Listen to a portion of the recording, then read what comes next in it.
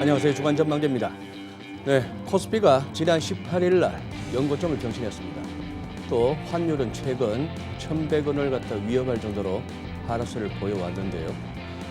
이제 또 연말을 앞두고 주식, 채권, 외환 시장에 이르기까지 한번 점검을 해볼 때가 된 것 같습니다. 얼핏 봤으면 다들 2,600원 기본이고 2,800, 3,000포인트를 얘기하고 있고요.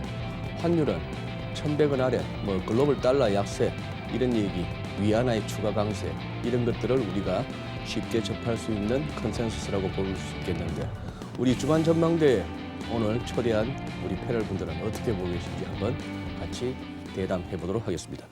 오늘 함께해 주실 분들 소개해 드립니다. DB금융투자 문홍철 파트장님, 안녕하세요. 네, 안녕하십니까. 오랜만에 나오셨습니다. 예, 죄송합니다.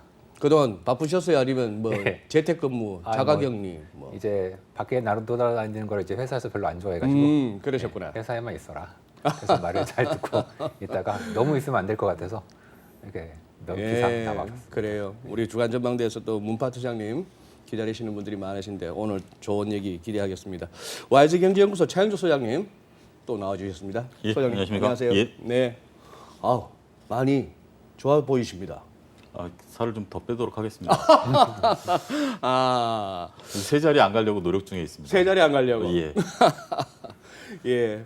자, 우선 소장님 한번 여쭤볼게요. 예.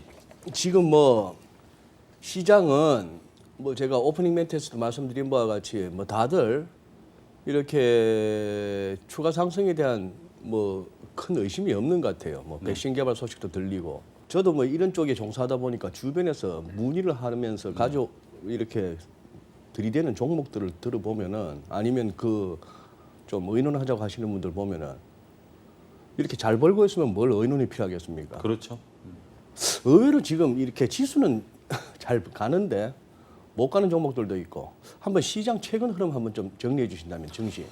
지금 시장이 네. 결코 쉬운 시장은 아니죠. 쉬운 시장은 아니다. 예, 지수는 올라가고 있는데 그러니까 이제 많은 이 방송을 보시는 특히 이제 개인 투자자분들이 굉장히 답답하다라는 것을 토로하고 계실 것 같아요. 무슨 얘기인가 하니 지수는 2,400에서 2,500을 넘어섰고 네. 이준호 소장님 말씀하신 것처럼 2,600 심지어 3,000포인트를 제시하는 증권사들도 나타나기 네, 시작했거든요. 네. 지수는 올라가는데 내 종목 짧게는 5에서 10%, 많게는 20에서 30% 정도 마이너스가 나온 종목들이 나타났다라는 겁니다. 이게 우리가 이제 3월, 4월서부터 동학개미 운동이 이루어진 이후에 네. 처음으로 나타난 현상이에요. 그동안에는 손실 구간에 들어간 사람은 별로 없었잖아요. 그렇죠. 물론 우리가 이제 8월 말에 갤럽 조사 발표를 했을 당시만 하더라도 50%가 벌고 25%가 똔똔이고 25%가 손해를 봤다라는 네. 부분들이 있었습니다만 손해를 보신 분들은 특정 섹터였었죠. 예를 들어서 원유라든지 아니면 인버스라든지 이런 쪽에 하신 분들이었습니다만 대부분 주식 투자하신 분들은 이익을 좀 보신 상황이었고 네. 손실이 나도 그렇게 걱정하지는 않았었죠. 왜냐하면 손실이 났었어도 조금만 좀 견뎌내면 다시 올라가는 그런 상황이었었죠. 네네. 이런 것에 익숙해지신 분들이 상당히 많다라는 겁니다. 그런데 문제는 이제 10월서부터 발생하기 시작했죠. 그렇죠. 10월 초서부터 지수가 조금 종목이 밀리기 시작하더니 언택에서 컨택으로 또 업종에 변환하고 최근에 외국인들이 들어오면서 삼성전자를 중심으로 사다 보니 특히 언택 대표주를 중심으로 해서 제약바이오 지금 백신이 나온다 하더라도 일부 종목을 제외하고는 마이너스가 나오기 시작하니까 네. 당황하기 시작했다라고 저는 말씀드리고 싶어요. 그런 상황에서 지금 외국인들의 구원 투수가 들어와 줬죠. 네. 기다리던 외국인들이 들어왔습니다. 네. 근데 웬걸 내가 갖고 있는 주식을 안 사거든요. 그냥 삼성전자 하이닉스 주로 삼성전자 하이닉스, 2차 전지, 2차 전지. 자동차 이런 쪽이 들어오니까 이제 개인 투자자들이 이제 이준호 소장님 같은 전문가분들에게 상담을 원하는 이유가 그 질문이 미루어 짐작컨대 이런 질문들일 거예요. 내가 무슨 종목 갖고 있는데 이거 갖고 있어도 되느냐? 첫 번째가 그거. 그 다음에 지금 만약에 내가 산다면 뭘 사야 되겠느냐? 이런 질문으로 요약할 수 있을 그렇습니다. 것으로 미루어 짐작합니다만 네. 외국인들이 들어오면서 그러니까 이제 속된 말로 좀 속어서 환장하겠다라는 게 지수는 안 밀리는데 종목이 밀리니까 어려운 거죠. 네네. 근데 이제 정리해서 말씀드리면 일단 지금 시장의 분위기는 바뀌었고 외국인들이 들어오면 개별 종목을 사겠습니까? 항공물을 사겠습니까? 라고 본다라면 외국인들은 한국물을 살 수밖에 없죠. 한국이라면 코리아죠. 코리아면 뭐겠습니까? 삼성전자죠. 물론 동학개미운동을 해서 삼성전자를 지금까지 갖고 계신 분들은 뭐 계속해서 갖고 계시면 되겠습니다만 시장이라는 게 항상 우리가 방심하고 있을 때 시장에 경고를 준다라는 점이 이번에도 맞아 떨어졌다. 예. 결코 이번만은 다르다라는 것은 주식시장에 통용되지 않는다. 이런 것들을 좀 보여주고 있다. 저는 그렇게 정리해드리고 싶습니다. 예. 그래요. 한번 우리 문파트장님께서는 네. 최근에 이제 뭐 두루두루 보시는 분이니까 네. 증시하고 우리 국내 채권 시장하고 한번 엮어서 한번 좀 풀어주시면은. 이걸 한번 억지로 엮어보겠습니다. 엮어본 적은 없지만 예, 저희 같은 경우는 하우스 자체적으로 증시 뷰가 베어리쉬하고요. 하우스 자체적으로 예, 좀 안 좋게 보고. 뭐 저는 언제부터 안 좋쳐간 거예요? 저희가 꺾은 게 아마 7월 전후로 아 이제 그래요? 강력한 롱에서 이제 숏으로 좀 바꿨는데 그 이후에도 좀 올랐죠. 네. 네, 그래서 저희 주식 전략하시는 분이 좀 힘드신 상황이시긴 모르겠어요. 힘드신지 안 힘드신지 제가 그분의 마음속에 들어가 보지 않았으니까 좀 뭐 힘드실 것 같긴 한데 최근에 주식도 많이 올랐고 저는 이제 개인 투자를 합니다. 이게 사실 뭐 회사 포지션도 있지만 네. 저의 모찌가 사실 제일 중요하지 않겠습니까? 제가 돈을 벌어야 되는데 예, 저는 이제 3월 이럴 때 사야 되는데 늘 그렇지만 이제 사고 싶을 때 돈이 없지 않습니까? 그래서 그때도 이제 돈이 없어서 손가락 빨고 있다가 네. 과연 저는 금리를 보니까 금리를. 금리와 이 주식 간의 이제 관계를 저희가 계속 보지 않습니까? 그러니까 예. 그리고 저는 특히 이제 외신이나 이런 거를 이렇게 보는데 보면은 이 큰형님들이 글로벌리 큰형님들이 방향성을 다 이렇게 잡아놓고 네. 마케팅을 이제 막 열심히 해요. 네네네. 지금 같은 경우에는 이 큰형님들이 잡은 이 테마가 아시아 통화의 강세, 아시아의 코로나가 잘 통제되고 있는 나라들의 성과가 좋을 것이다. 통화도 강세고 뭐 주가도 오를 것이다. 그럼 그 사람들이 이제 들어오니까 외국인들이 막 그런가 보다 하고 이제 때로 들러와가지고 당연히 큰 종목 사겠죠. 네. 그렇게 지금 테마를 잡고 있어요. 네. 뭐 요런 테마가 뭐 오래 가지는 않습니다. 뭐 보통 얘네들도 테마를 계속 바꿔줘야 팔고 사니까 거기서 수수료가 이렇게 막 떨어지잖아요. 네. 이런 걸로 이제 먹고 사는 건데 네. 그래서 걔네들이 이제 어떤 식으로 가르마를 타느냐가 되게 중요하고 뭐 저는 그거를 이제 계속 모니터링을 하니까 그게 이제 어떻게 가는가가 보이는데 지난 3월 이후에 나타났던 흐름은 중앙은행의 강력한 통화 정책에 의해서 금리가 상당히 낮게 계속 이제 깔리고 있었죠. 네. 채권 발행이 엄청 늘었지만 그럼에도 그럼에도 불구하고 중앙은행이 그걸 다 사주니까 금리가 오히려 이제 떨어졌습니다. 네네. 반면 경기는 안 좋죠. 자, 그러니까 이제 테마로 잡았던 게 큰형님들이 야 이렇게 되면 이제 언택트 주고 금리가 이렇게 낮으니 밸류에이션이 높은 애들이 오히려 더 높아질 것이다. 그러면서 이제 기술주들 애들이 이게 계속 천정부지로 계속 올랐습니다. 그랬던 것이 그 최근에 바뀐 것 같아요. 왜냐하면 금리가 많이 올랐거든요. 미국 채금리를 보시면은 최근 한 달 정도 사이에 저점 대비해서 보통 한 20bp 정도. 뭐 저희가 그렇게 크다고 볼 수는 없겠지만 지금 워낙에 주식 밸류에이션이 커져 있다 보니까 네. 금리가 이제 조금만 오른다고 하더라도 이 주식 밸류에이션 입장에서는 되게 부담이 되는 거예요. 네네. 그래서 현재 이제 저희도 그 자산 배분 관련된 뭐 보고서나 이런 걸 보면은 지금 그 금리하고 금리 중에서도 이제 저희들은 그 물가채 금리라는 걸 더 열심히 봅니다. 이 물가채 금리가 뭐냐면 금리에는 이제 인플레이션이 안에 들어가 있거든요. 근데 그 인플레이션을 뺀 실질 금리, 네. 이 실질 금리의 흐름하고 기술주들의 멀티플, 이제 밸류에이션하고 네. 거꾸로 똑같이 갑니다. 거꾸로 똑같이 간다? 실질 금리가 떨어질수록 멀티플은 쫙쫙 올라가는 거죠. 두 개가 완전히 이제 정반대 거울의 네, 이제 네, 반대면처럼 네, 이제 네. 움직이고 있는 이제 그런 모인데 문제는 최근에 이 실질 금리가 바닥에 있다가 이게 조금 이제 올라오고 있단 말이에요.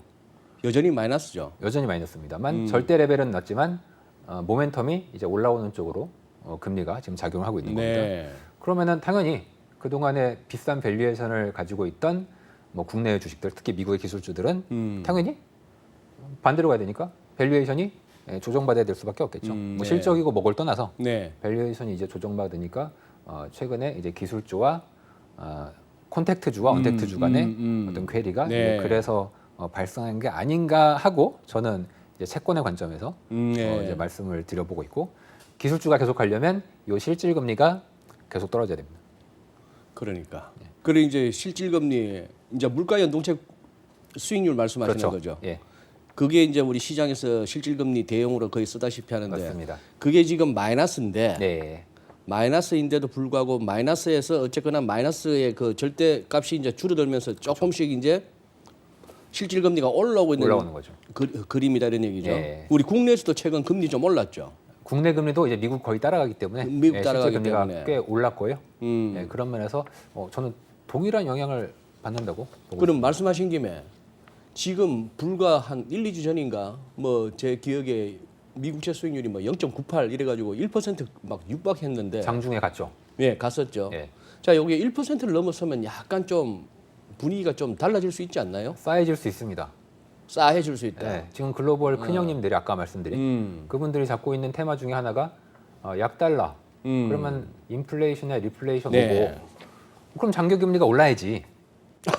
이게 그 사람들이 잡고 있는 테마로 네. 돼서 지금 굉장히 그 레버리지 펀드들 얘네들은 투기적인 거래자들이지 네. 않습니까? 이 투기적 거래자들은 지금 약달러에 이빠이 포지션을 잡아놓고 있고 장기 금리에 대해서는 장기 채권에 대해서는 엄청난 숏 포지션을 특히 이 장기채 숏이 지금 엄청난데 거의 사상 최대의 선물 시장에서는 US 트레저리에 채권에 대한 숏이란 말이에요. 채권에 대한 숏을 엄청나게 잡아놓고 있습니다. 금리 오른다 쪽으로 베팅한다는 그렇죠. 거네요. 네. 빨리 엄청 올라야지 지금 이거 먹든지 말든지 할 텐데 이게 금리가 지금 뭐 예. 오르긴 올랐어요.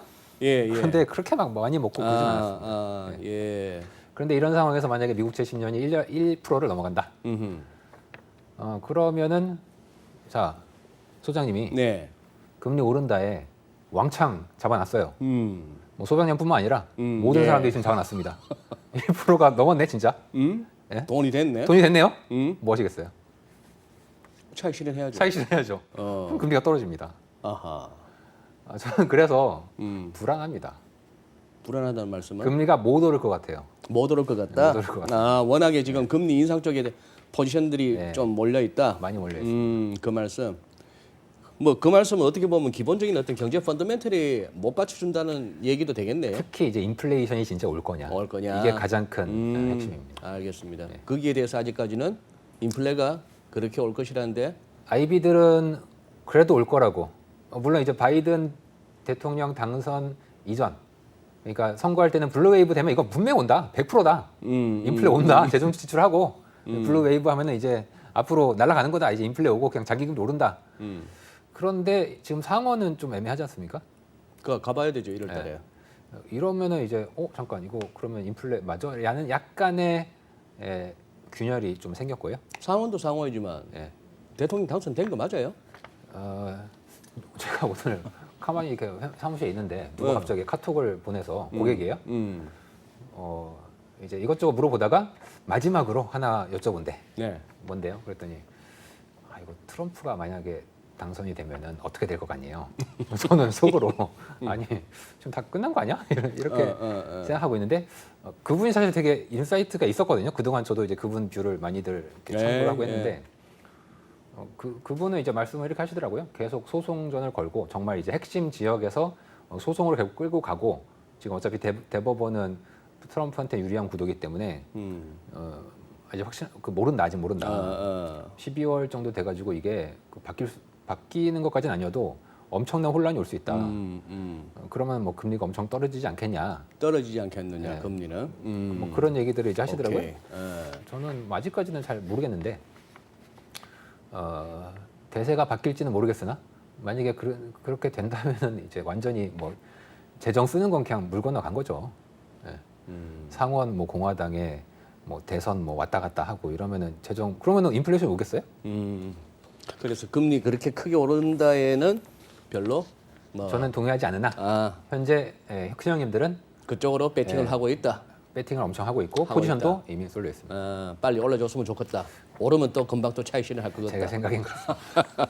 그럼 소장님, 차 소장님, 지금 이제 그 말씀이 나와서 이제 최근 들어서 이제 실질 금리가 조금 올랐다 하는 그 얘기도 있고 해서 우리 또 이제 뭐 동학개미만 있습니까? 서학개미도 있는데 최근 들어 이제 그 얘기 자꾸 나오잖아요. 나스닥 대비 최근 들어서는 다우존스 지수가 약간 아웃퍼폼하고 그렇죠.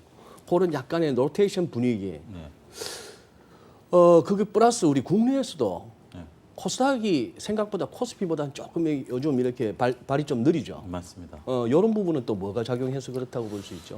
일단은 좀 나눠서 생각을 해보면 뭐 기본적 분석하고 기술적 분석으로 일단 나눠서 생각해보면 네. 뭐 여러분들 종합주가지수 코스피랑 코스닥을 두 개를 차트를 띄워놓고 보시면 네. 코스피랑 코스닥을 지우시고 선입관을 지우시고 코스피다 코스닥이다 이런 걸 선입관을 지우고 차트만 한번 놓고 보시면 네. 어떤 차트가 지금 가는 차트고 어떤 차트가 무너지는 차트인지가 눈에 보이실 겁니다. 코스피 같은 경우는 전고점을 뚫어주는 상황이죠. 계속해서 올라가는 차트입니다. 네. 그런 차트는 전형적으로 상승 차트라고 우리가 교과적으로 얘기할 수 있고 코스닥 같은 경우는 하향하는 트렌드를 아직 벗어나지 못했습니다. 그러니까 차트만 놓고 여러분들이 차트 투자하실 때는 그래야 돼요. 때로는 종목을 손으로 가리시고 차트만 놓고 봤을 때 이게 과연 냉정하게 선입견 없이 봤을 때 어떠냐라고 봤으면 코스닥은 밀리는 차트입니다. 일단 첫 번째. 네. 그다음에 두 번째를 놓고 보면 아까 그 문 센터님도 말씀하셨다시피 이제 밸류에 대한 부분들인데 코스닥 같은 경우는 우리가 이제 그동안 동학개미 운동이건 서학개미 운동 좀 논의를 치고 동학개미 운동 중심으로 봤을 때 실적 안 따졌잖아요. 안 따졌죠. 실적 안 따지고 오죽했으면 PDR이라는 용어가 나왔겠습니까? 꿈이 네. 있거나 앞으로 미래의 먹거리거나 생활을 바꿀 거다라고 하면은 밸류를 높이 줬죠. 네. 카카오 같은 경우 PER이 100배입니다. 네. 그런 정도까지 밸류를 높이 일단 인정을 해줬어요. 밸류가 높아지면 그 다음에 기다리는 게 뭐죠? 실적이죠. 그렇죠. EPS가 올라와줘야죠. EPS가 올라와주기를 기다리고 있는데 코스닥 같은 경우 지금 EPS가 상대적으로 지금 못 올라오고 있는 상황이고 코스피 같은 경우 PER을 우리가 높이 안 줬죠. 왜냐하면 중후장대 산업이고 국영재고 뭐 하니까 PER을 높이 안 줬는데 지금 EPS가 생각보다 좋다라는 네, 겁니다. 네. 그러니까 서로 간에 지금 입장이 다르다라는 거죠. 코스피 같은 경우는 낮은 PER, 그러니까 상대적으로 낮은 PER 대비 EPS가 올라가고 있는 모습들을 보이니까 주가가 뒤늦게 올라가고 있는 거고 네. 코스닥 같은 경우는 높은 PER 대비 낮은 EPS를 적용하다 보니 주가가 오히려 PER을 끌어내리고 있는 거죠. 저는 그렇게 보고 싶습니다. 그렇겠다. 예. 그리고 또 한 가지 예. 백신 그러는데 네. 왜 화이자나 모더나 이렇게 주가 추이를 보면은 네. 그렇게 폭발적이 화이자는 오히려 발표 이전 레벨로 떨어졌어요. 그러니까 이제 우리가 좀 고민해봐야 될 부분인 것 같습니다. 네네. 백신에 대한 부분들을 고민해봐야 될 부분들인데 결국 백신이라든지 치료제들이 빨리 나와서 지금 우리 특히 우리나라 정부도 문재인 대통령께서 해외에서 아무리 개발한다 하더라도 우리나라도 뭐 무조건 개발까지 가겠다라고 선언하는 상황이기 때문에 정말 이런 걸 해서 내년에 모든 걸 좀 바꾸고 저도 내년에 진짜 해외여행 좀 가고 싶습니다. 글쎄, 진짜 우울해집니다. 예, 네. 이렇게 가고 싶은데 근데 이제 백신이라는 게 이런 문제점이 있다라고 여러분들이 인식을 하셔야 되는 게 첫 번째가 완벽하지 않다라는 거죠.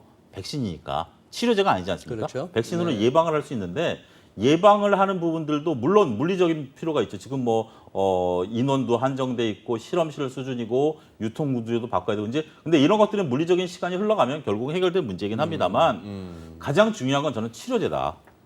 백신 이전 예, 백신보다도 백신을 맞더라도 90% 효과를 본다 하더라도 멀쩡한 사람이 10%가 병에 걸린다라면 치료제가 나오기 전까지 백신은 큰 의미를 갖기 어렵다.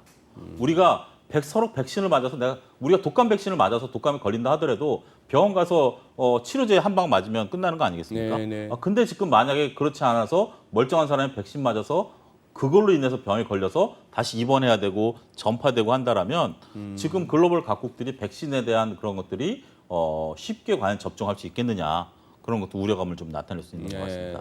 참 시황이라는 게 늘 그래요. 저도 뭐 시황으로 먹고 삽니다만 이 시황이라는 게 늘 사후 약방문이라서 네.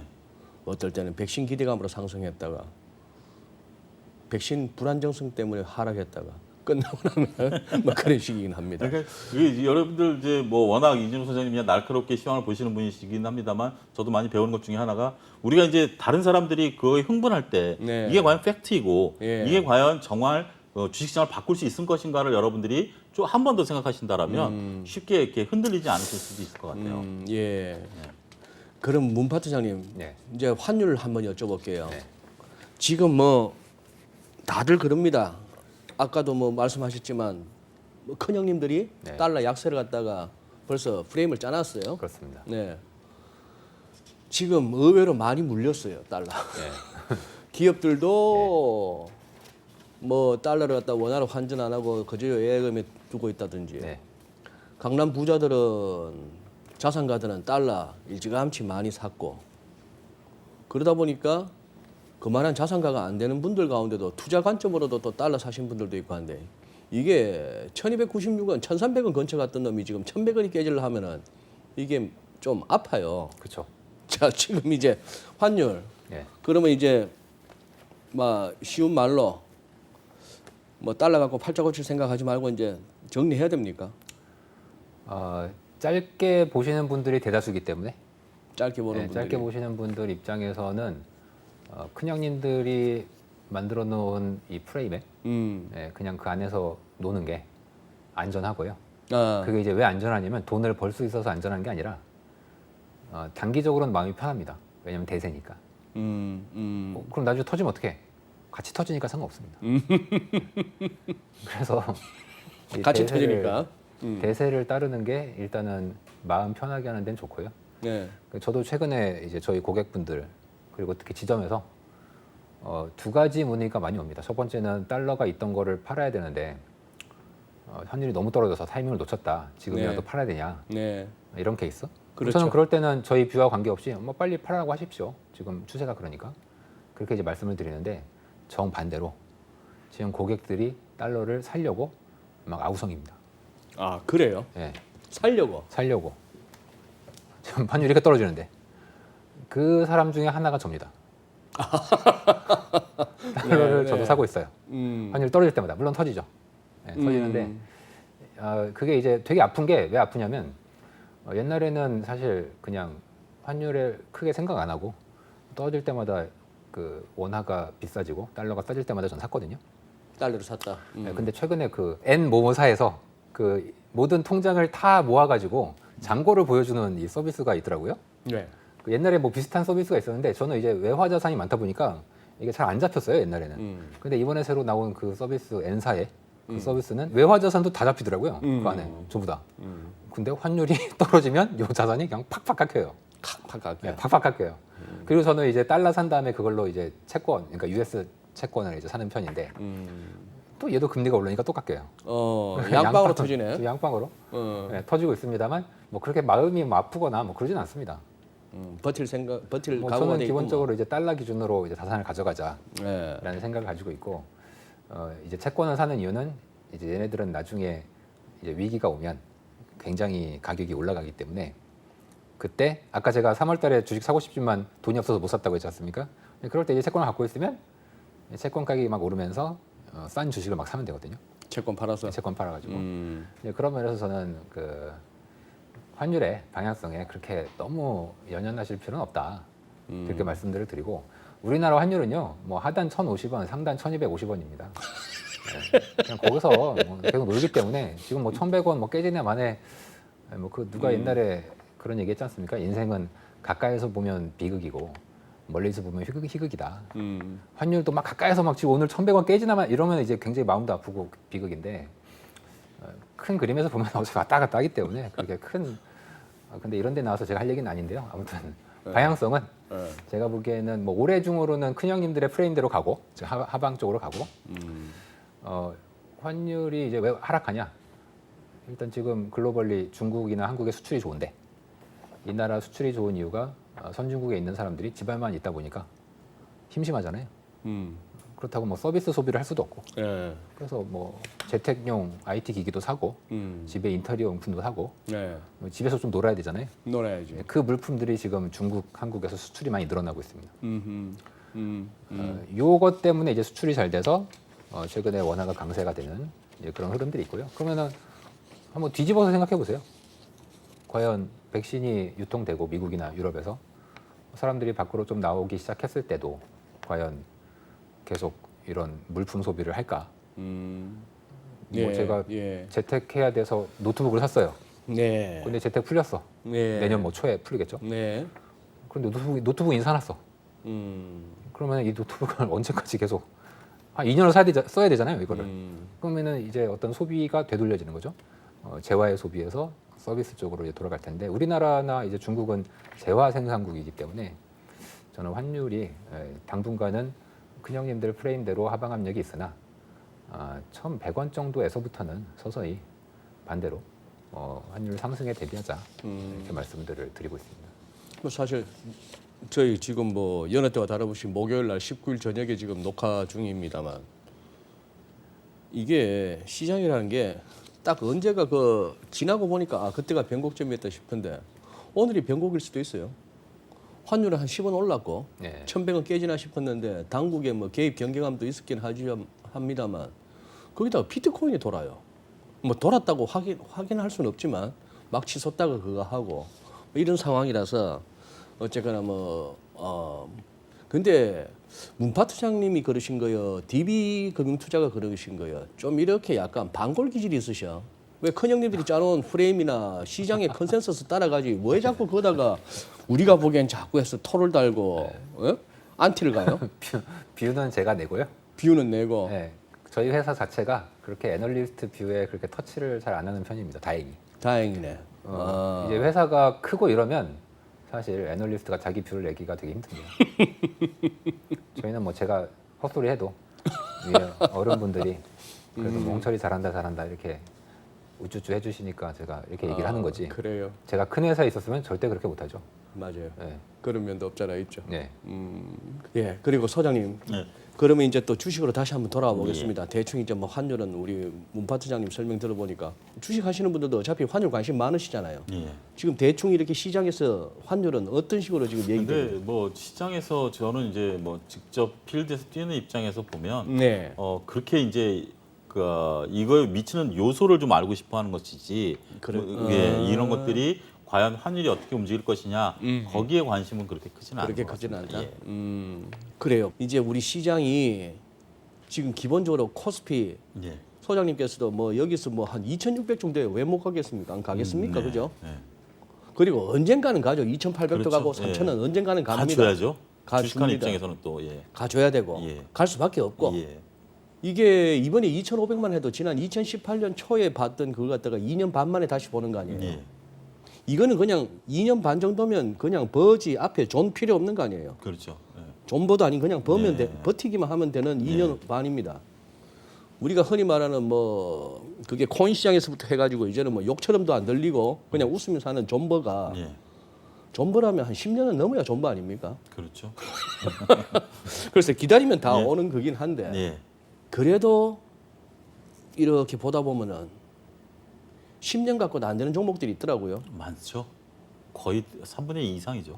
니케이는 이번에 계산해 보니까 한 30년 만에 온 것 같아요. 예. 지수만 봐서는 그런 레벨이긴 한데 지금 조금 위험해 보이는 쪽 예. 그리고 유망해 보이는 쪽 어떻게 보고 계십니까?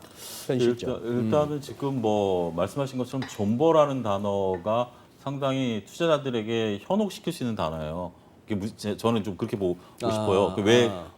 잠깐 제 생각을 좀 말씀을 드리면 존버를 한다라고 그러면 이제 뭐 특히 개인 투자자분들은 다른 직장인 분들이 많지 않습니까? 네. 일을 하다 보니 주식에 대해서 신경 쓸 수 있는 여력이 그렇게 많지가 않아요. 예. 그러다 보니 사서 묻어두면 무조건 올라간다. 버티기만 하면 올라갈 수 있다. 그러면 내가 어떤 똘똘한 종목을 잘 사서 아니면 누가 얘기를 들어서 사면 버티면 된다라는 거에 저는 위험할 수도 있다. 선생님 정확히 지적하셨다시피 지금 2018년과 지금 비교했을 때 과연 올라간 종목은 몇 개고 떨어진 2018년 종목은 대비 지수는 예, 그대로인데 똑같은데 떨어진 종목은 몇 개냐라고 봤을 때 지금 2,500선이면 PBR 1배입니다. PBR이 1배예요. 예. IMF 때 PBR이 200선이었고요. 서브프라임 때 PBR이 900선이었어요.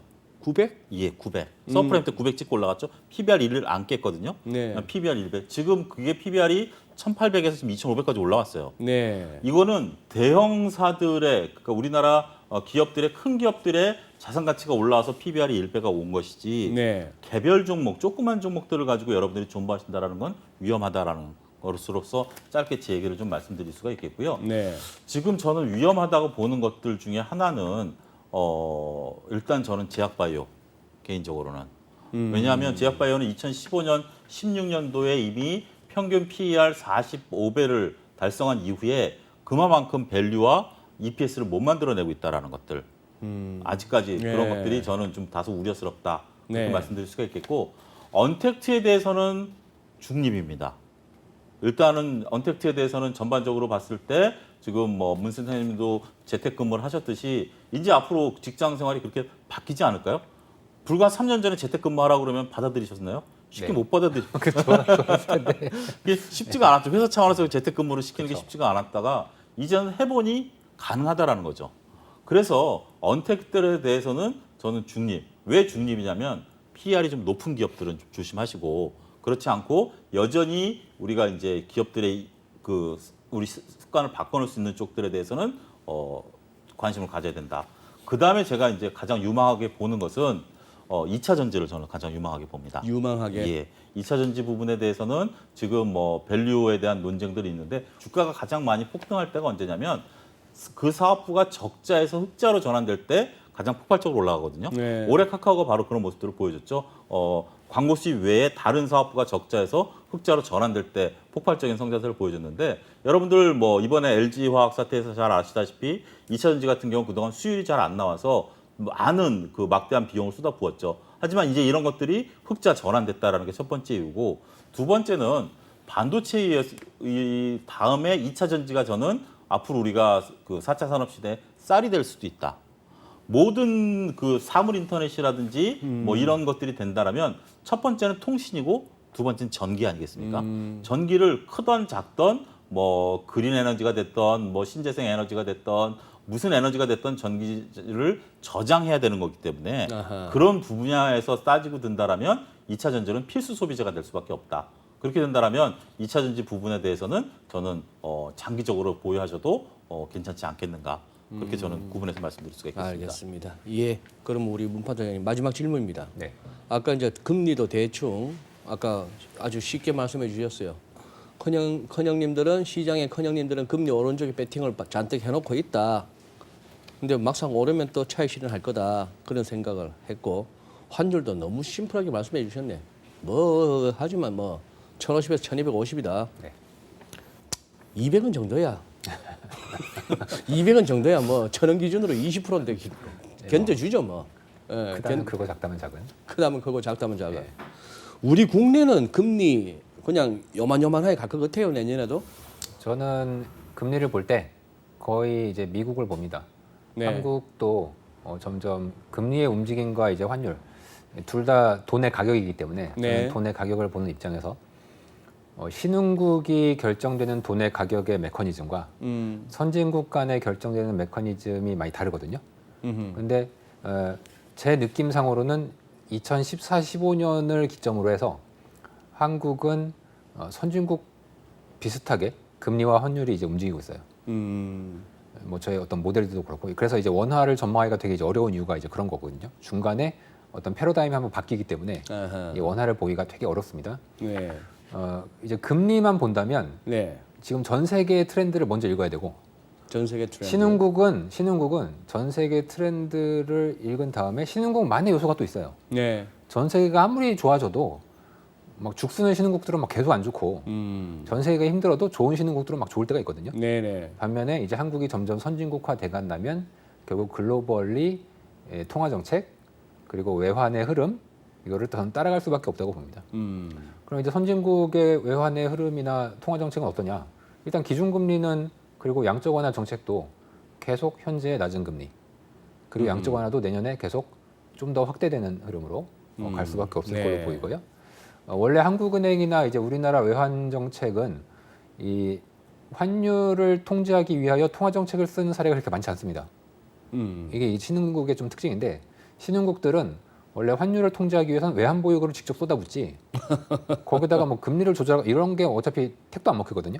금리가 잘 안 통했어요. 잘안 금리 갖고 먹힙니다. 환율이 잘안 신흥국의 잡혀. 특징이 그래요. 네, 그래요. 선진국은 금리가 바로 환율에 영향을 미치는데 맞아요. 예. 신흥국에 영향을 잘 안 미칩니다. 네. 이런 우리나라가 이제 외환 보유고가 이제 많이 쌓였었죠. 그래서 그랬던 게 이제 제가 말씀드린 한 4, 5년 전부터 바뀌어서 점점 금리 정책이 이 환율에 영향을 미치고 있다고 저는 이제 보고 있는 입장이고 만약에 선진국이 계속 저금리를 유지하게 된다면 이 돈의 가격이 또 환율이기 때문에 예를 들어서 달러 가치가 10% 떨어진다면 달러를 쓰지 않는 사람 입장에서는 금리를 1000bp 내린 것과 똑같은 효과가 있습니다.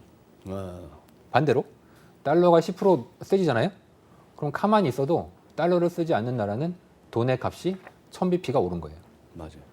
아니 기준금리 한국은행이 뭐 100bp라도 뭐 크다고 지금 난리인데 1000bp라는 게 1000bp라면 10% 10%죠. 10% 포인트 아니에요? 네, 10%는 사실 많이 움직이잖아요. 이 외환 시장에서. 근데 이 금리를 10% 이거는 있을 수가 없거든요. 그러니까 이제 앞으로 이게 더 우리가 고민을 해야 될 거는 한국은행이 기준금리를 뭐 25bp, 뭐 50bp 올리고 내리는 것은 그동안 중요했지만 지금 이제 0.5%밖에 안 되는데 네. 여기서 뭐 내려봐야 얼마나 내릴 거고 네. 올려봐야 얼마나 올리겠습니까? 하지만 이 환율이란 거는 이 원화를 쓰는 사람 입장에서는 이 달러의 가치를 의미하기 때문에 앞으로 이 달러 가치가 지금은 떨어지니까 에브리바디 지금 해피해요. 너무 좋아. 왜냐하면 금리 인하랑 똑같은 효과가 있습니다. 네. 근데 정반대로 한번 되돌려진다고 생각해 보십시오. 금리를 수백 bp 인상하는 건 정말 어렵지만 이 환율이 뭐 2, 3% 오르는 건 그냥 하루에도 움직여요. 하루에도 10원 움직이면 1%잖아요. 그러다 보니까 국가 경제에 훨씬 큰 좋은 영향 내지는 나쁜 영향을 줄 수가 있고 아마 앞으로 우리나라도 그런 면에서 이제 환율 면에서 어느 나라나 자기네 통화가 약해지기를 원합니다. 보통은. 그래야 금리를 인하한 거랑 비슷한 효과가 있어요. 맞아요. 그래서 이 한국도 아마 앞으로는 환율을 약간 타겟팅하면서 좀 더 완화적인 통화 정책을 가져가려고 노력하지 않겠는가 하는 게 제 생각이고 그렇다면 뭐 시장 금리는 계속 바닥에 깔리가 될 수밖에 이제 없는 거고요. 유일한 예외는 이제 인플레이션. 인플레이션이 정말 온다고 생각하시면 금리를 갖고 있으면 안 되죠. 채권을 갖고 있으면 안 돼요. 무조건 팔아야 됩니다. 네. 하지만 저희는 인플레이션의 가능성은 구조적으로 매우 낮다고 보는 이제 입장이기 때문에 그런 확신이 있다면 오히려 요즘처럼 금리가 조금 올라 있을 때 사면 그 금리는 만기까지 계속 먹는 거잖아요. 네. 그런 식으로 가져가고 그러다가 혹시 위기가 오면은 그 채권은 또 엄청 비싸질 거예요. 금리가 폭락하면서 그럼 그때 좀 팔아가지고 주식 좀 싸졌으면 이거 사고 이런 식으로 이제 양수 경장 너무 좋지 않습니까? 근데 이렇게 운영하시는 분은 그렇게 별로 없는 것 같아요. 제 생각에. 알겠습니다. 금리는 예. 아무튼 계속 좀 낮아지지 않겠는가 하는 게 저희 생각이에요. 문파 팀장님 얘기 중에 저는 오늘 뭐 좋은 인사이트를 하나 얻습니다. 그 채권 시장에서 20bp 갖고 그렇게 난리를 치는데 이 환율이 한 2-3%만 움직여도 이게 20bp가 아니고 200-300bp네. 그죠? 그렇죠. 그런 효과가 나타나는. 네. 그러니 환율의 중요성이고 그렇게 환 가지고 지금 1,100원 부분에서 일단은 우리가 막 쉽게 접할 수 있는 그 컨센서스에 너무 함몰되지는 말라는 쪽으로 워닝을 주셨고 우리 차 소장님께서는 그렇게 말씀하셨습니다. 늘 평소 강조하시는 내용이기도 하지만 이게 시장 간다고 내 것도 안 간다. 그러니 결국 종목으로 승부하시는 분들에게 있어서는 좋은 종목을 고르는 것. 그렇죠. 거기에 대한 어떤 계속 스터디가 필요한 것 같습니다. 그리고 너무 휩쓸리지 말고 휩쓸린다는 얘기는 이미 실컷 오르고 한 번 다 해먹은 쪽에 뒤늦게 뛰어드는 거 아니겠습니까? 맞습니다. 알겠습니다. 예, 오늘 두 분 말씀 고맙습니다. 네. 저희 주간 전망대에서 한 달에 한 번꼴로 나와서 좋은 강의해 주시는 분이시죠. 다인경제 이승조 대표님 오늘도 나와주셨습니다. 안녕하세요, 대표님. 예, 안녕하세요. 지난번에 대표님 나오셔가지고 코스닥 바닥 본 것 같다라고 하시고 나서 좀 올라왔습니다. 그 말씀 하시고 나서 바로 금요일 날은 또 코스닥 급락이 왔거든요. 그런데 이제 뭐 우리가 이제 시장을 갖고 그런 거죠. 그 하루만 갖고 또 뭐 맨날 그런 소리 하느냐 할 수도 있겠지만 결국은 맞추셨고 저는 그때 사실 좀 의아했는데 이제 또 궁금해지는 대목이 옵니다.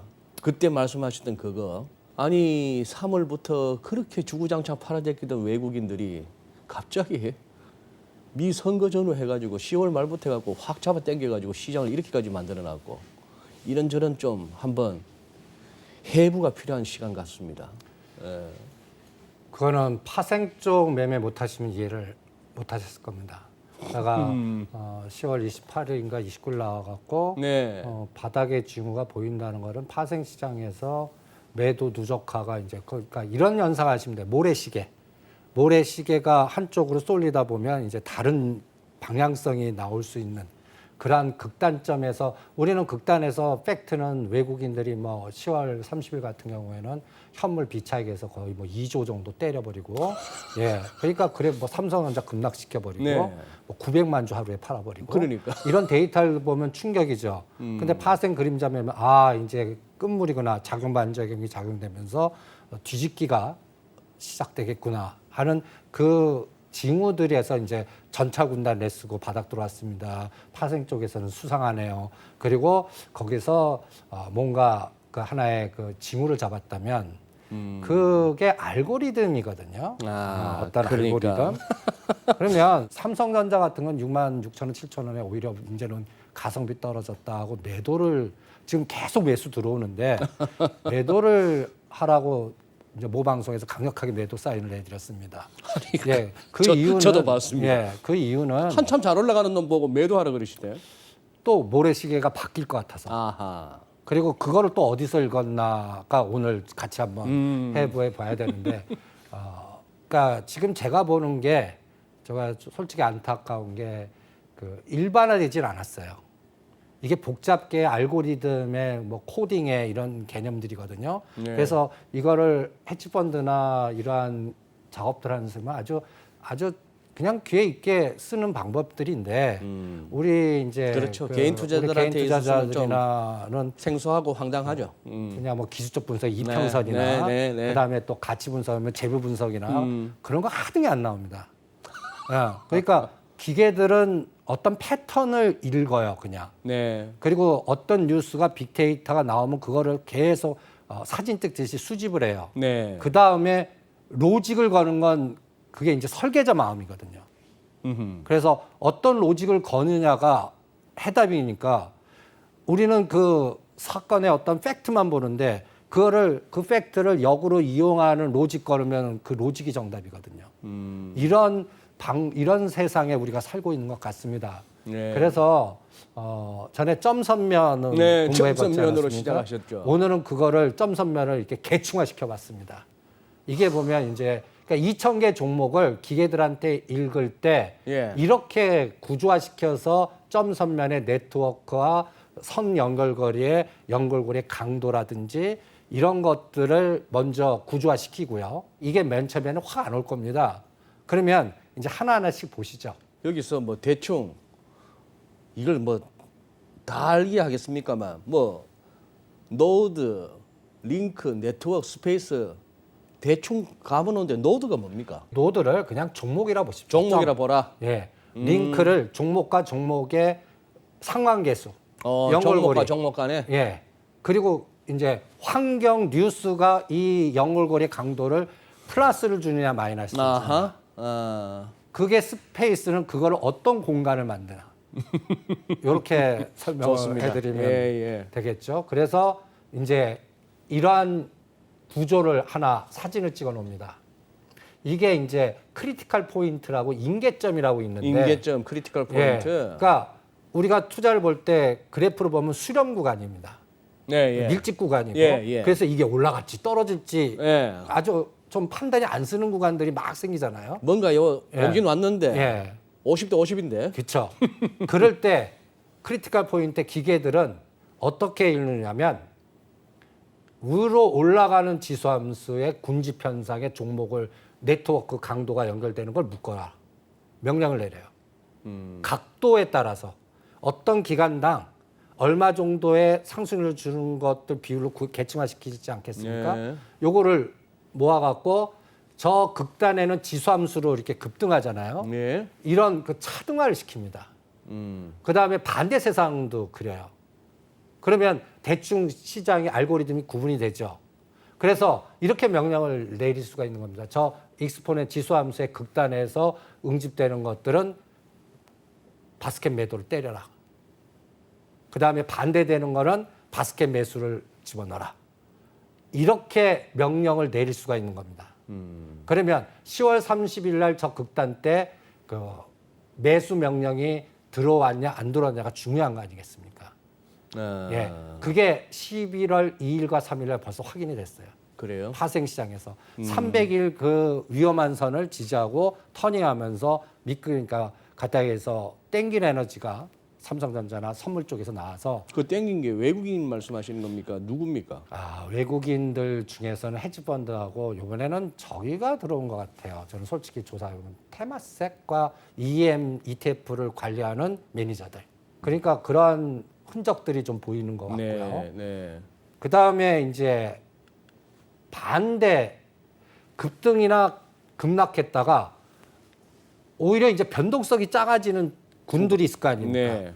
그거를 이제 로그 함수 쪽으로 이제 수렴되는 쪽을 또 모아요, 종목들을. 그래서 이런 것들을 계층화시켜서 시장한테 명령을 줍니다. 2,000개 종목들을.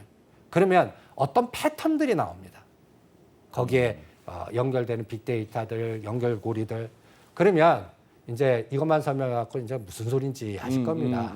그러면 이게 롱숏의 이제 어떤 수렴 과정을 방향을 안 줄 때 그 진폭과 거래량과 시간을 측정하게끔 합니다. 별걸 다 코딩을 하죠. 이 기계는 우리 인간은 자야 되잖아요. 쉬잖아요. 네. 24시간 노상도입니다. 전 세계로 돌아요. 그러니까 거기에서 어떠한 오차를 찾습니다. 이걸 보니까 참 인간들 남의 돈 빨간 물라고 별짓 다 한다 싶은 생각이 일단 들고요. 그리고 대충 뭐 우리 일반 투자자들 입장에서는 정말 기울어진 운동장에서 뛰는구나 하는 느낌이 듭니다. 그건 당연히 기울어진 이거 예. 기울어진 운동장이라고 인식하셔야 됩니다. 그러니까 여기서 안 털리는 것만 해도 대단하다는 느낌이 드는데 요 컨셉에서 그럼 실제 한번 상황을 한번 좀 대입을 해 주신다면 그러니까 선물 이 10월 30일 날 제가 마지막 동그라미 친 데입니다. 10월 30일이 어느 거죠? 예, 저 끝에 저 끝에 오른쪽 끝에 301.1 예. 수치상으로 세 번째 등장한 자리입니다. 세 번째 바닥이네요. 예. 그러니까 날짜도 여러분들 8월 20일, 9월 24일, 10월 30일입니다. 8월 20일 예. 그리고 예. 9월 9월 24일. 24일. 그다음에 10월 30일. 네네네. 전날 보면 총계 2조 때렸습니다. 외국인들이 예. 그리고 삼성전자 거의 900만 주 하루 900만 주 하루 때리고. 때린 날. 예. 그러면 우리가 처음 팩트로 보면 인식하면 이건 공포 아닙니까? 그리고 그날 미국 시장도 거의 뭐 장중에 아주 네, 예. 엄청난 급락이 왔고. 나오고. 그러면 우리가 일반적인 인식으로 보면 저것 깨면 공포지 않습니까? 그렇습니다. 예, 하락파동에 또 추세전에 그 삼중천장에 넥라인만 들어가고 깨고 내려가는 네, 뭐야? 네. 이게 돌릴까? 이런 공포 속에 한번 보시기 바랍니다. 그 다음 그림을. 저게 이제 아까 이건가요? 예, 위치입니다. 이제 저거 깨지는 걸 딱 보면 이제 이 장 끝났구나라고 읽는 게 정답이겠죠, 당연히. 그렇죠. 그죠? 예. 그런데 여기서 이제 하나의 이제 개념들을 아셔야 됩니다. 제가 사진 찍을 때 이거를 매일 그러니까 알고리즘이라는 게 솔직히 머리로 하는 게 이게 노가다입니다. 네. 이 자료를 찾아내고 얼마나 수집을 해놔야 되겠습니까? 제 제자 중에 아주 뛰어난 똑똑한 분이 계셔갖고 네. 이걸 코딩으로 다 해줍니다.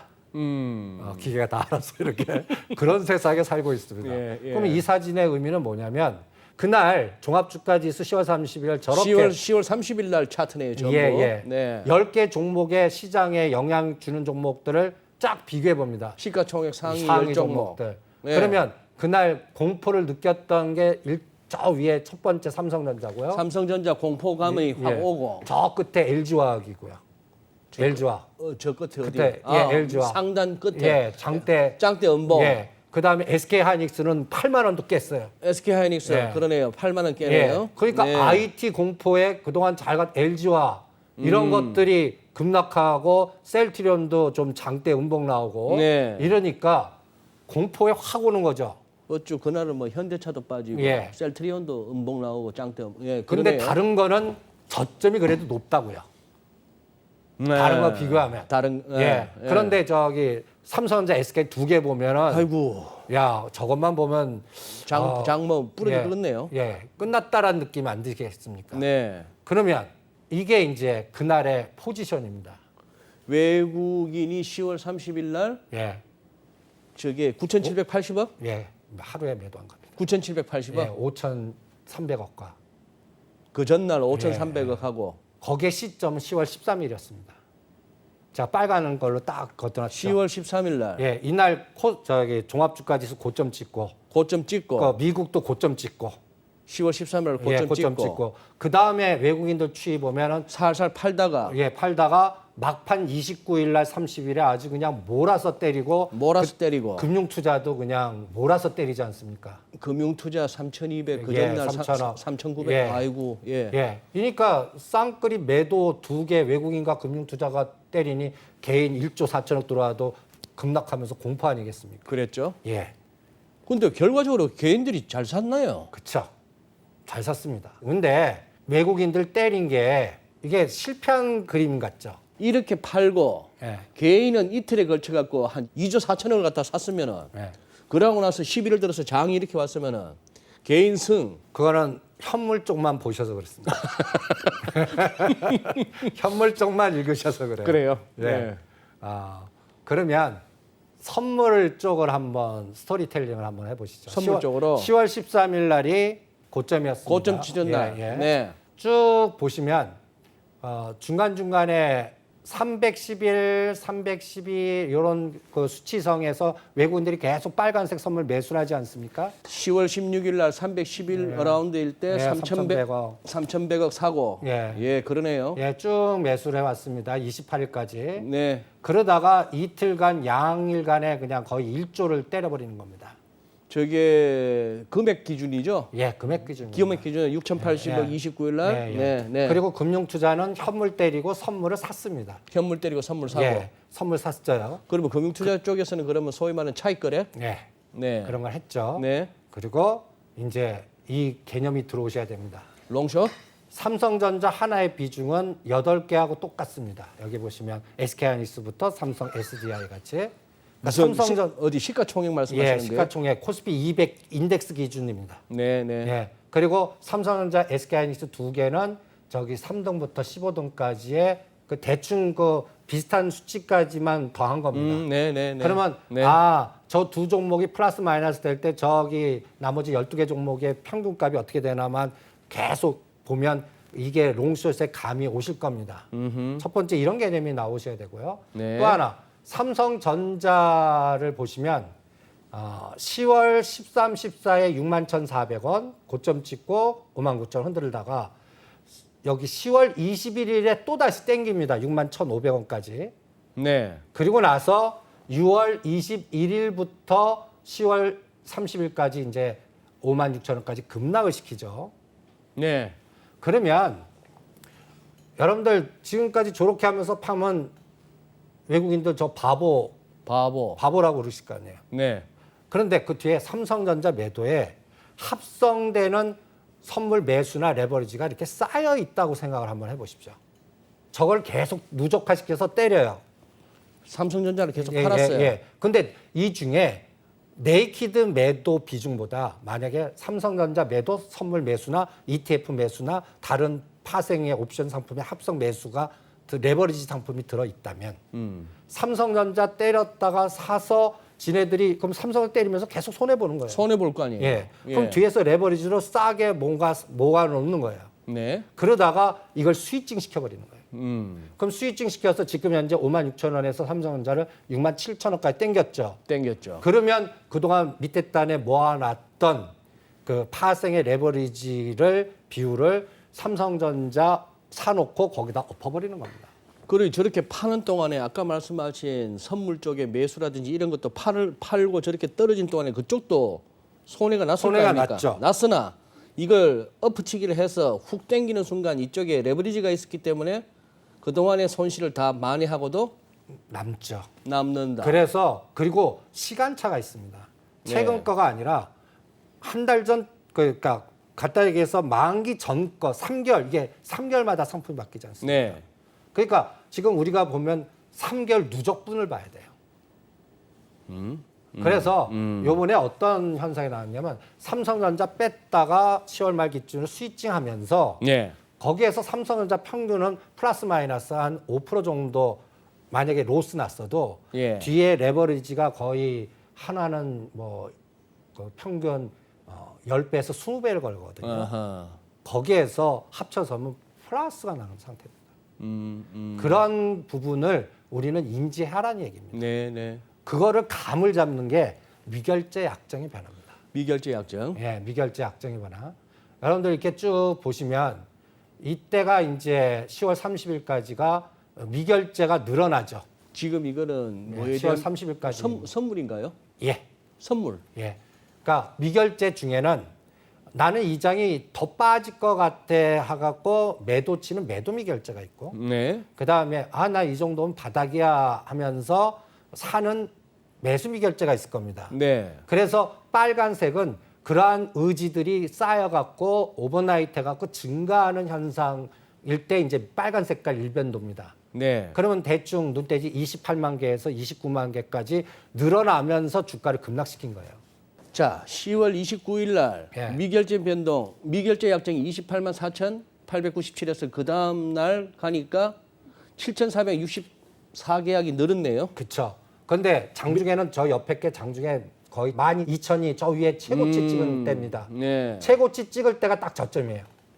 301.2. 그리고 나서 일부 청산시키고 7,000개만 오버나이트 한 겁니다. 네. 그래서 미결제가 네. 증감을 가만 보면 네. 떨어질 때 어디서 쌓아냐 비율을 따지는 겁니다. 매일 이거를 사진 찍어갖고 올릴 땐 늘어났냐 떨어질 때 늘어났냐를 세분화 시켜다 보면 네. 요거는 매도 미결제보다는 매수 미결제 7대3, 6대4 이걸 제가 직관적으로 매일 그려놨습니다. 네, 네. 그려놓고 보면 요번에 증가시켜갖고 떨어뜨린 겁니다. 그 다음에는 어떻게 했나? 예, 그 다음에 이제 현재까지의 상태입니다. 그때 다우지수가 저렇게 같이 공포를 줬습니다. 그걸 이용한 거죠. 10월 말에. 그렇죠. 그래서 근데 그 다음 날이 밑골이 달리고 팍 올라가죠. 네. 그리고 나스닥도 그렇죠. 네. 그래서 요게 또 하나의 모멘텀을 줬고요. 근데 다우나 나스닥에서 노는 친구들하고 우리 서울 증시에서 그 작업을 하는 친구들하고는 뭐 꼭 같다고는 볼 수 없잖아요. 연계된다고는 봐야 됩니까? 이걸 주로 움직이는 우리나라 아시아 펀드나 움직이는 애들이 홍콩이나 영국이나 싱가포르, 특히 홍콩이 싱가포르 쪽에 있습니다. 그리고 그게 바로메터 기준을 미국 지수 거의 반 이상, 그 다음에 아시아권의 데이터들 한 30-40%, 그리고 유럽 쪽 이렇게 해서 아시아 펀드 운영하는 애들이 굉장히 상대적으로 젊습니다. 나이가 40대면 은퇴를 시켜요. 그러니까 한 30대 초반에 겉모르는 애들을 주로 해갖고 걔네들이 조 단위로 움직이거든요. 네. 그리고 지네들끼리 이너서클들이 있습니다. 예. 그래서 뭐 텔레그램하고 너는 어떻게 할 거냐 뭐 이렇게 해서 예. 서로들 교통정리하고 막 이러거든요. 네. 그런데 이때 기점에서 그 다음날 전략이 이제 여기 한번 코스닥하고 코스피입니다. 코스닥은 미리 저점이 나왔어요. 지금 왼쪽이 코스닥이고 오른쪽이 이쪽이 코스피입니다. 네. 그리고 코스피는 정확하게 똑같이 10월 30일 날 저점 나왔습니다. 네, 네, 네. 그리고 나서 이제 위치 한번 보시죠. 코스닥은 반밖에 못 갔습니다. 그죠? 떨어진 그러네요. 거예요. 근데 코스피는 그 2450 몇 번 두들겨 맞은 자리를 강하게 뚫고 갔습니다. 네. 그러니까 지금 보면 코스닥은 이게 코스닥 종목 갖고 계신 분은 이게 상대적인 박탈감. 그다음에 코스피는 지수상으로는 환호할 거 아닙니까? 네. 그런데 저 지수의 에너지가 네. 딱 두 종목입니다. 삼성전자, SK하이닉스. 하나 더 끼라면 삼성바이오로직스. 그러니까 여러분들 요 고종 에너지를 줄 때 10월 30일부터 지금까지 대충 외국인들이 환물해서 5조 정도를 배팅을 했습니다. 네, 했어요. 네. 근데 삼성전자하고 SK하이닉스 두 개 합치면 제가 3조 한 2천억인가 3천억 돼요. 정확하게는. 그럼 거의 70%가 두 종목 산 겁니다. 두 종목을 산 거예요. 그래서 제가 EM을 자꾸 얘기하죠. EM의 전에 1등에서 4등이 구성 선물이 뭐라 그랬죠? 알리바바, 텐센트, TSMC, 그다음 네 번째 삼성전자. 삼성전자. 거기서 엔트가 상장이 불발되니까 거기서 롱숏이 나온 것 같아요. 거기서. 그러니까 알리바바 롱숏 부분이 일부 개별로 너무 급격하게 떨어지니까 지수단을 받기 위해서 TSMC하고 삼성전자가 비중 높이면서 더 들어온 느낌이 하나. 알리바바는 쇼치고.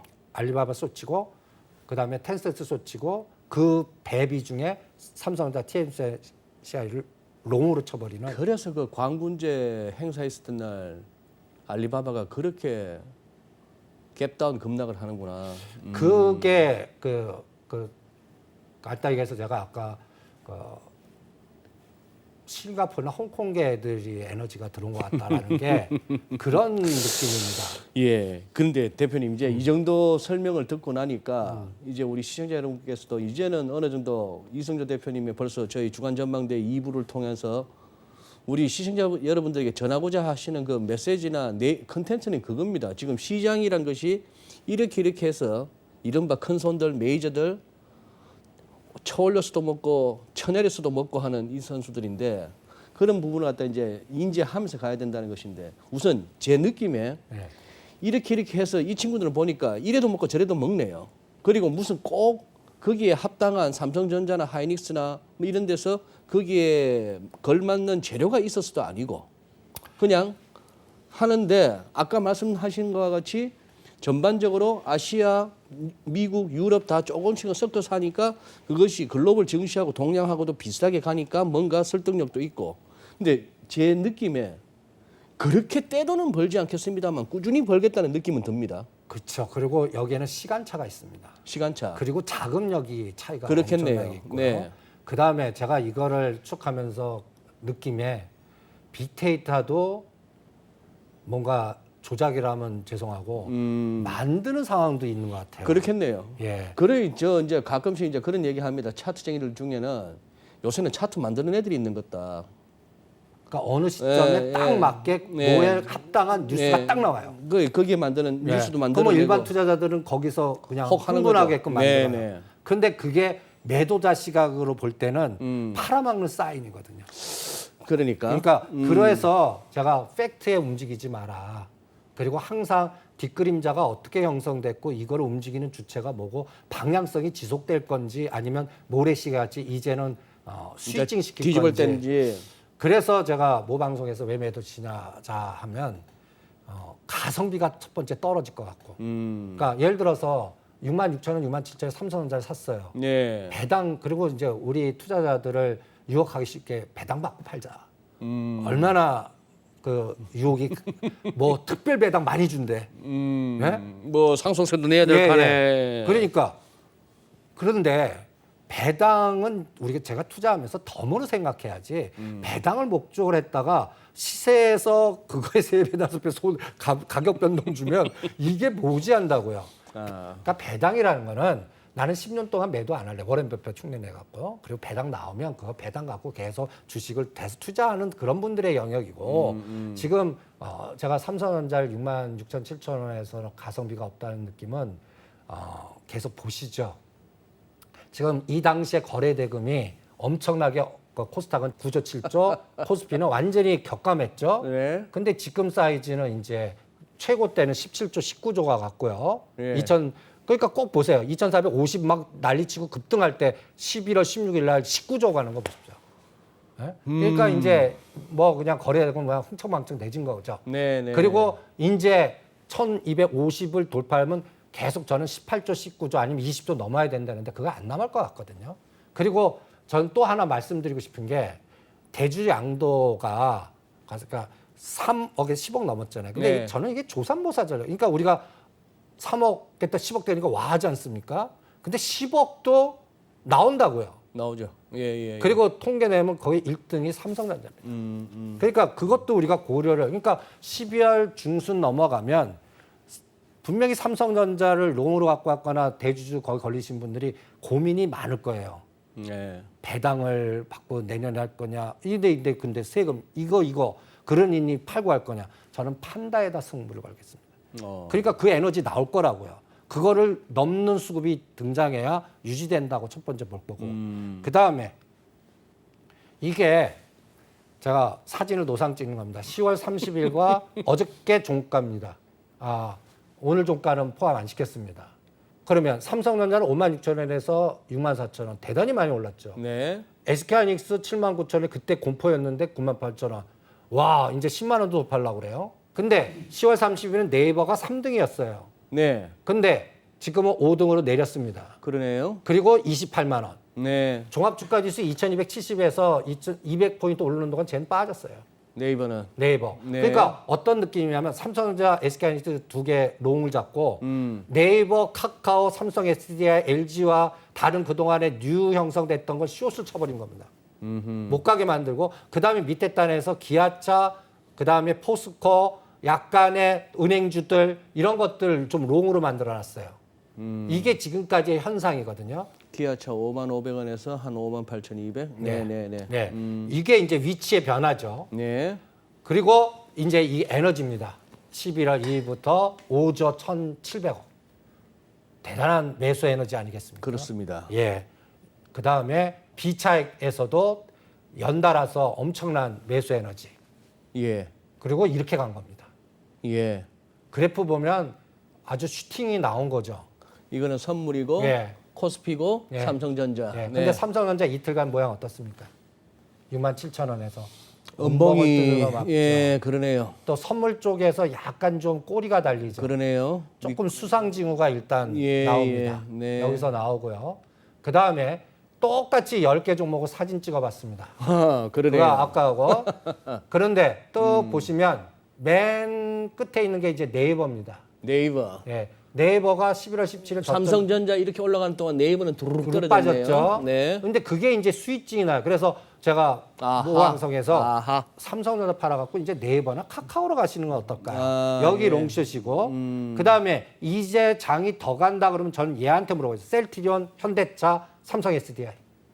셀트리온, 현대차, 삼성 SDI 얘들이 예. 더 갈 수 있느냐? 얘네들이 밑에 단에서 끌어줘서 고점 돌파해주면 뭔가 에너지가 더 나온다 보겠고 네. 그 다음에 저기 지금 1, 2, 3위 이제 이 장을 끌고 온 대장들입니다. 삼성전자, SK하이닉스, 예, 예. 삼성 바이오로직스. 바이오로직스. 그런데 저는 삼성전자, SK하이닉스는 이 롱숏의 그 홍콩, 싱가포르의 거기에 포지션에 연계된 것 같고요. 저 삼성 바이오로직스는 그 제가 전에 나와서 삼성 바이오로직스를 갖고 있는 것들을 그 팔아서 삼성 물선이 네. 삼성생명을 갖고 있는 삼성전자 끌고 오는 작업을 들어오나 한번 보시죠 해서 그러면 60만 원대 삼성 바이오로직스를 올리면서 75만 원에서 80만 원까지 올리나 보시죠 했던 어떤 분은 그게 말이 안 된다고 그러는데 나는 대주주의 탐욕으로 이걸 보는 거거든요.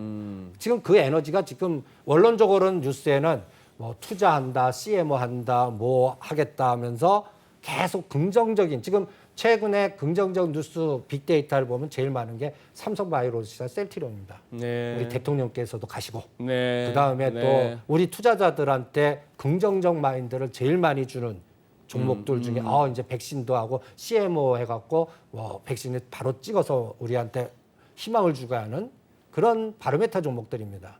그러니까 이게 지금까지 끌고 왔어요. 그러면 이제는 저 삼성전자, SK하이닉스가 스위칭 되면 안 되겠죠. 첫 번째.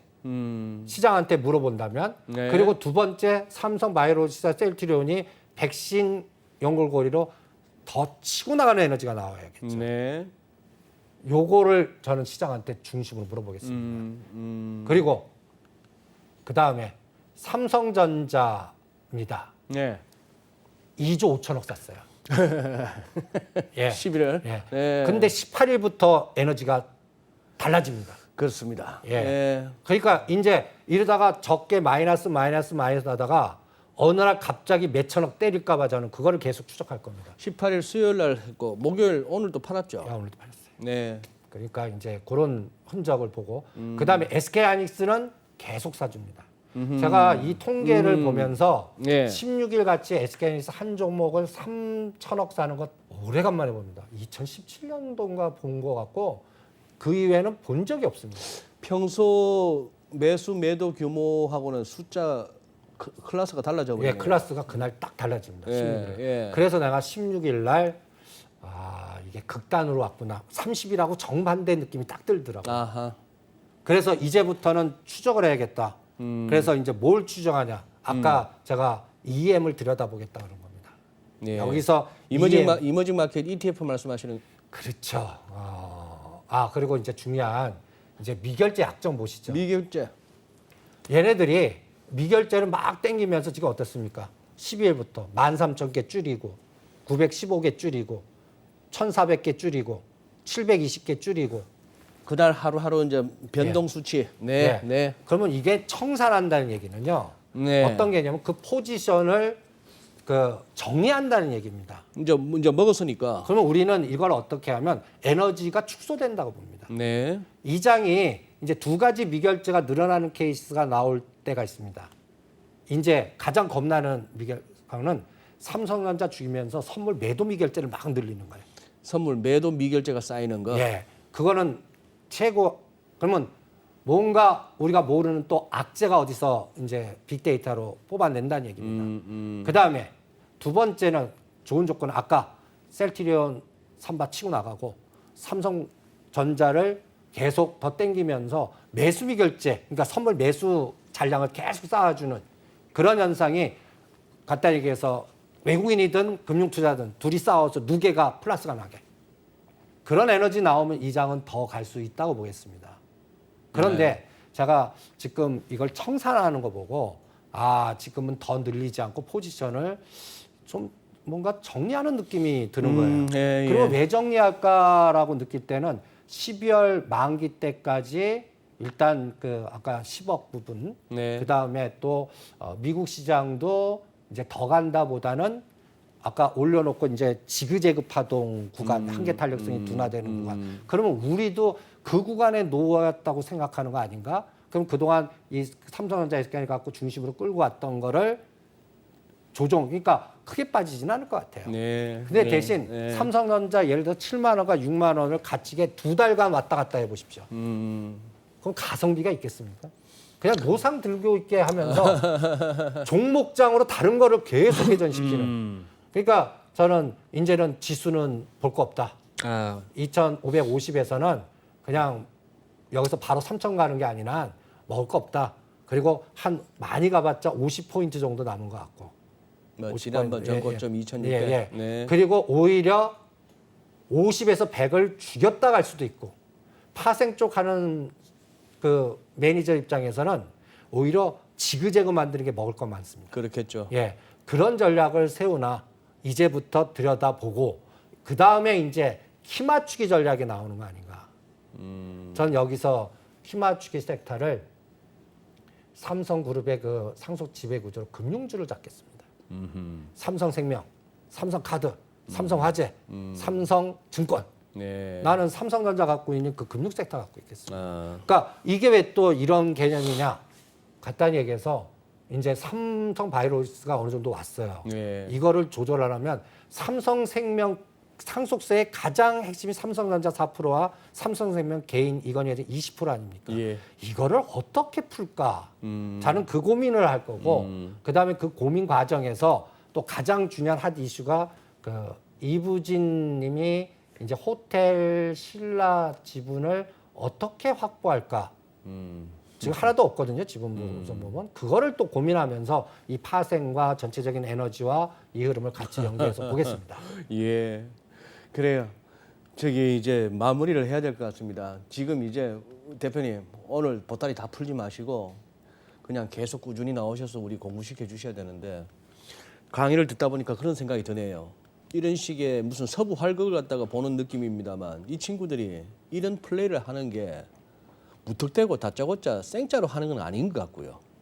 뭔가 그게 통할 만한 롱숏을 하더라도 아니면 선물을 누적을 쌓다가도 이게 털고 다시 매도로 누적을 한다 하는 것도 그냥 아무것도 없는 상황에서 하는 게 아니고 거기에 맞는 뭔가 모멘텀이나 재료나 뉴스나 어떤 금융 환경의 변화를 다 감안한다는 느낌은 들거든요.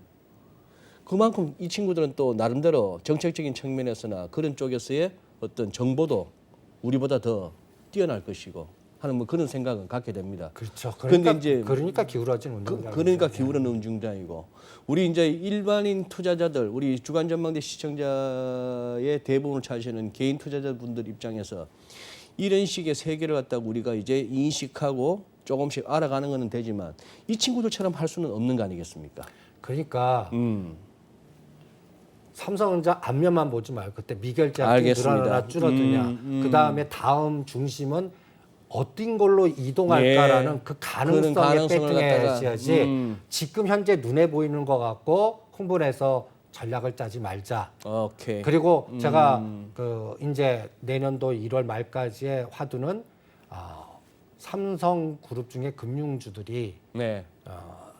그리고 또 삼성 SDS 개인 지분들이 네. 어떻게 변화를 주는지 음. 그거를 추적하시면서 삼성생명의 지분 변화 아. 그리고 예. 삼성생명의 주가와 지금 뭐 빠른 시간으로 이런 것만 보면 지금 삼성생명 주가가 지금 삼성생명입니다. 네. 그 다음에 호텔신라 지분 보시고 호텔신라 우선주와 그동안 움직인 거 그리고 네. 제가 아까 EM 지수를 보면 네.